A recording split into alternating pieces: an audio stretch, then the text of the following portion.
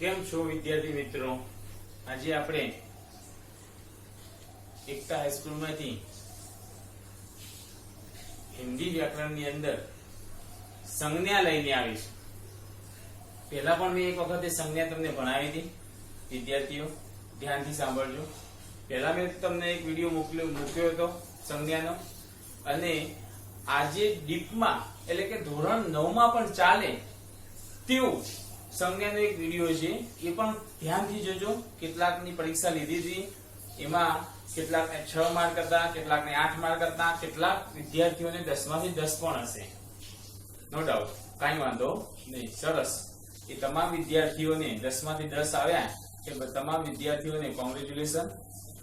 હવે આપણે સંજ્ઞાની અંદર ધોરણ 9 ની અંદર તમામ સંજ્ઞાના પ્રકાર આવે છે. જો મેં અહીંયા લખ્યા છે એ તમામ પ્રકારો આપણે ભણવાના છે 9મા ની અંદર.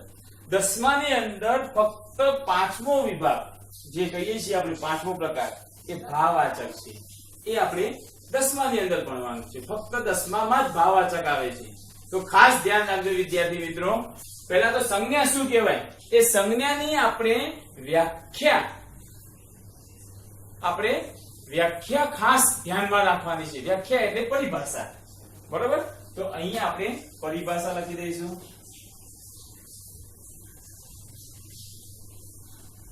तो संज्ञा की परिभाषा शू है? तो कि दुनिया में हर चीज या वस्तु का कोई ना कोई नाम अवश्य होता है. दुनिया में हर कोई चीज हो या कोई भी वस्तु हो, उसका हम लोगों ने, मनुष्य जाति ने दुनिया में उसका नाम दिया हुआ है. उस नाम को हिंदी व्याकरण में क्या कहते हैं? संज्ञा. उस नाम को हिंदी व्याकरण में संज्ञा कहते हैं. तो खास ध्यान रखो. संज्ञा कोने कहेवाय? नामना बदलामां कोई शब्द आवे એને શું કહેવાય? સંજ્ઞા. નામના બદલામાં શબ્દ એટલે કે આપણે કોઈ શબ્દ વાંચ્યો અને એ કોઈ વ્યક્તિનો અથવા તો કોઈ સિટીનો અથવા તો કોઈ પણ દુનિયામાં કોઈ પણ વસ્તુ હોય એનું નામ હોય અને એને આપણે શું કહીએ છીએ? સંજ્ઞા. તો સંજ્ઞા ખબર પડી ગઈ વિદ્યાર્થીઓ? હજી પણ જો ના ખબર પડે તો રિવર્સ ફોરવર્ડ કરીને તમે જોઈ શકો છો. ક્લાસની અંદર આપણે સંજ્ઞા એક વખત ચલાવીએ છીએ, પછી બીજી વખત આપણે પુનરાવર્તન કરીએ છીએ, પણ 2 વખત તમને મળે છે. વિડીયોમાં તમને એટલો લાભ મળે છે કે તમે એ ના ખબર પડે ત્યાં સુધી વારંવાર રિવર્સ ફોરવર્ડ કરીને જોઈ શકો છો. અને ક્યારેક આ એક બીજી સૂચના છે કે આપણે બોર્ડનું વર્ક કરવું હોય તો આપણે કોઈ પણ મોબાઈલમાં અથવા તો કોઈક મોબાઈલમાં ના પણ હોય સિચ્યુએશન એવી સ્વિચ ના પણ હોય તો સ્ક્રીન સેવરને આપણે ફોટો પણ પાડી શકીએ છીએ. ક્યારેક બધા જ મોસ્ટ ઓફ બધા જ મોબાઈલમાં એ અવેલેબલ સગવડ છે. તો હવે આપણે આગળ વધીશું. સંજ્ઞાની પરિભાષા આપણને ખબર પડી ગઈ. હવે संज्ञा के प्रकार. तो संज्ञा के प्रकार कितने हैं? 5 है. 1 2 3 4 और 5.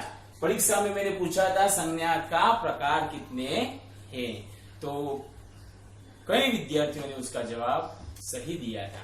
तो 5 प्रकार है. क्या है? पहला प्रकार व्यक्तिवाचक संज्ञा. दूसरा प्रकार जातिवाचक संज्ञा. मैं અહીંયા નથી લખ્યું, અહીંયા ઉપર વાચક સંજ્ઞા એ 2 ડોટ કરી નાખ્યા છે, તમે ધ્યાનથી જોજો.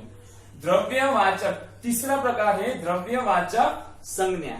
चौथा प्रकार है समूहवाचक संज्ञा और 5वां प्रकार है भाववाचक संज्ञा. 5 प्रकार में से 9वीं कक्षा में 5 प्रकार में से कोई भी एक प्रकार आ सकता है और 10वीं कक्षा में भाववाचक संज्ञा आती है. 5वां प्रकार यानी कि भाववाचक. तो सर 9वीं कक्षा में हमें 5 प्रकार पढ़ने हैं और 10वीं कक्षा में एक ही क्यों?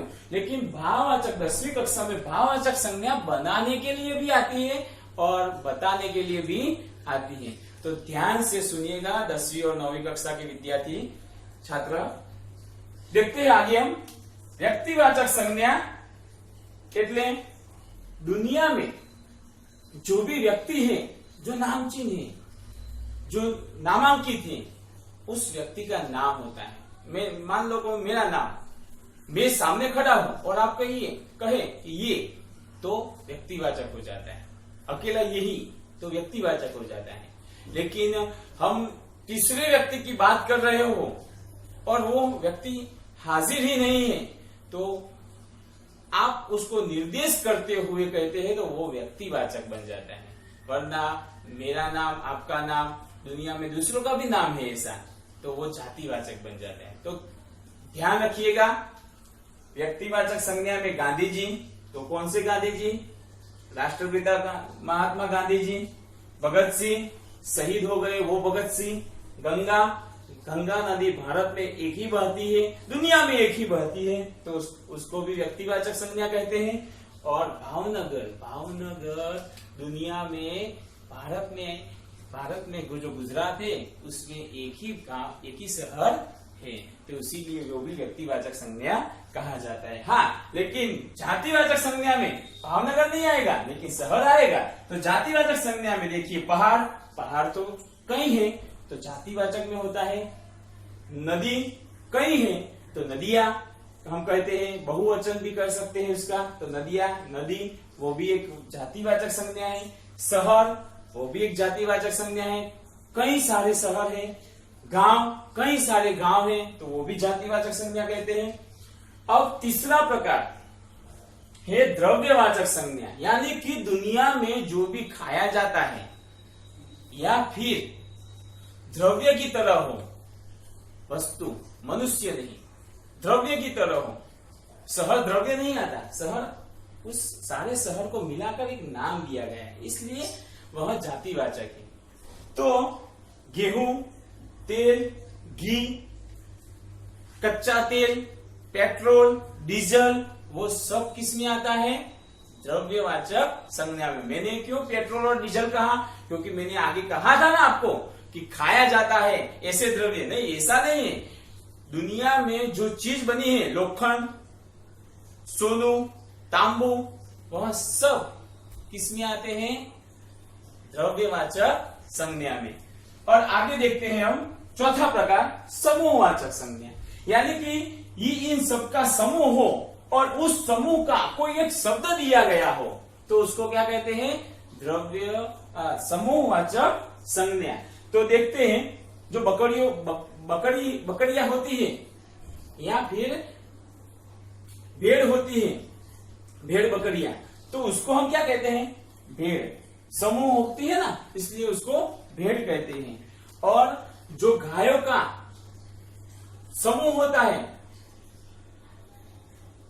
कोई दूसरे पशुओं का समूह होता है या मनुष्यों का समूह होता है, तो उसको हम झुंड भी कहते हैं। झुंड के साथ आना, एक साथ, वो तो हम आगे बोल दिया, लेकिन एक साथ वहां शब्द समूहवाचक होगा नहीं, लेकिन झुंड शब्द है, सबका समूह के बारे में, सभा। और दूसरा एक है, क्या है? सभा, मनुष्य की सभा। तो सभा शब्द क्या होती है? समूहवाचक संज्ञा। झुंड क्या होता है? समूहवाचक संज्ञा। भीड़ क्या होता है? समूहवाचक संज्ञा। આપણે ગુજરાતીમાં ભણ્યા છીએ ગાયોનું દણ, તો દણ શબ્દ જે છે એ શું છે? સમૂહવાચક સંજ્ઞા છે। તો હવે આગળ વધીએ આપણે ભાવવાચક સંજ્ઞા। બહુ ઇમ્પોર્ટન્ટ સંજ્ઞા, 9મા ધોરણના વિદ્યાર્થીઓ પણ આમાં ध्यान આપે, કારણ કે એમને પણ 10મામાં જો હિન્દી રાખે તો 10મામાં ભાવવાચક સંજ્ઞા આવે છે। એકદમ સહેલું વ્યાકરણ છે હિન્દીનું। तो જોઈએ આપણે ભાવવાચક संज्ञा। तो भाववाचक संज्ञा क्या किसे कहा जाता है? मैंने आगे के वीडियो में भी आपको कहा था, भाववाचक संज्ञा किसे कहा जाता है। आपने कंप्यूटर देखा है, कंप्यूटर के अंदर जो होता है सॉफ्टवेयर और हार्डवेयर, दो होते हैं। हार्डवेयर को हम छू सकते हैं, मॉनिटर को छू सकते हैं, और माउस को छू सकते हैं, कीबोर्ड को छू सकते हैं, तो उसको क्या कहते हैं? हार्डवेयर।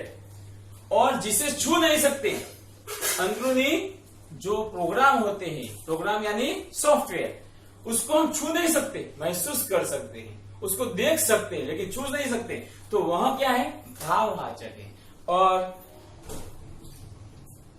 वह प्रोग्राम भाववाचक है। तो भाववाचक संज्ञाएं बनती हैं। तो थकना, तो थकान, भाववाचक। बचपन, बच्चा, तो बचपन। खुश, तो खुशी, इस तरह से भाववाचक संज्ञाएं बनती हैं। तो विद्यार्थी मित्र, भाववाचक संज्ञा किसे कहा जाता है उसको आपको पूरी तरह से जानकारी मिल गई होगी। हाँ, भाववाचक संज्ञा किसे कहा जाता है उसकी आपको जानकारी मिल गई होगी और 5 प्रकार के नाम भी आपको याद रह चुके होंगे, ऐसी मैं आशा रखता हूँ। आपको यह संज्ञा पढ़नी है, लिखनी है और संज्ञा के प्रकार जितने भी पाठ्य पुस्तक में होते हैं वह पाठ्य पुस्तक में संज्ञा के प्रकार दिए गए हुए हैं। तो उसके आधार पर आप संज्ञा लिखना, संज्ञा पहचानना, कौन से प्रकार की संज्ञा है उसकी पहचान आप अवश्य खुद करें, ऐसी मेरी आशाएं हैं। और 10वीं कक्षा के विद्यार्थी के लोगों को मैंने यह जो ये बुक बनाई है वह मैंने बुक आपको भिजवा दी है, आपके व्हाट्सएप में है ही। तो उसमें मैंने भाववाचक संज्ञा 29वें पेज पर है, 29वें पेज पर यानी कि 29वां पेज ऊपर છે અને 29वां पेज में भाववाचक यहाँ पर 10वीं कक्षा का मैंने लिखा है। और भाववाचक में क्या होता है, जातिवाचक, विशेषण, क्रिया से, जातिवाचक से बनती हुई भाववाचक संज्ञा, विशेषण से बनती हुई भाववाचक संज्ञा, क्रिया से बनती हुई भाववाचक संज्ञा। और इसके जो मैंने सारा का सारा यहाँ पर लिखा है कि किस तरह से यह भाववाचक संज्ञाएं बनती हैं। तो पुस्तक के आधार पर भाववाचक संज्ञा, 10वीं कक्षा की पुस्तक के आधार पर भाववाचक संज्ञा कहाँ पर है वो मैंने सब ढूंढकर यहाँ पर ले ली। देखो, तीसरे पाठ की यह भाववाचक संज्ञाएं हैं, चौथे पाठ की यह भाववाचक संज्ञा है, 5वें पाठ की भाववाचक संज्ञा, 6ठे पाठ की भाववाचक संज्ञा। तो 10वीं कक्षा के लड़कों को यह दिक्कत नहीं होगी, उनमें से देखकर हमें लिखना है संज्ञा के प्रकार में भाववाचक संज्ञा का पूरा उसका पाठ्य पुस्तक के आधार पर उसके उदाहरण लिखने हैं। तो ऑल द बेस्ट विद्यार्थी मित्र, आपको आएगा, प्रयत्न जरूर करना। जय हिंद, जय भारत।